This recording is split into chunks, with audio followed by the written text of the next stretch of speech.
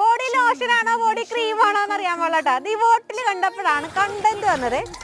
നന്നായി കഴുകി എടുത്തിട്ട് നല്ല മണമുള്ള ഈ ബോട്ടിലിന്റെ താഴെ ഭാഗം കുറച്ച് എംസിയിൽ വെച്ചൊന്ന് കൂർപ്പിച്ചെടുക്കുവാണ്. വാലിന്റെ ഭാഗത്തായിട്ട് ഇതേ നമ്മളെ ചിറക് പോലെ രണ്ട് സൈഡിലും അങ്ങ് വെച്ച് കൊടുക്കുവാണ് കേട്ടോ. ഇത് നമ്മൾ വെള്ളം തൊട്ടാണ് കേട്ടോ ഇങ്ങനെ സ്മൂത്ത് ആക്കി എടുക്കുന്നത്. വീണ്ടും കുറച്ച് എംസിയിൽ എടുത്തത് ഇങ്ങനെ നൂലുപോലാക്കിയിട്ട് കുറച്ച് മുത്തുകളുടെ പുറത്തേക്ക് ഇട്ടൊന്ന് ഒട്ടിച്ചെടുക്കുവാണ് കേട്ടോ. ഈ ഓടി നടക്കുന്ന ബോളിനെ ഒന്ന് സെറ്റ് ആക്കി വെക്കാൻ വേണ്ടിട്ട് നമ്മൾ എംസിയിൽ വെച്ചാണ് കേട്ടോ ഒന്ന് കവർ ചെയ്തെടുക്കുന്നത്. ഈ തല ഭാഗത്തേക്ക് നമ്മൾക്ക് കൈയാണോ കാലാണോ എന്ന് അറിയില്ല കേട്ടോ. ഇതിലേക്ക് എന്തായാലും ഒട്ടിച്ചു കൊടുക്കുവാണ്. ഇങ്ങനെ അങ്ങ് വെച്ചു കൊടുക്കാം.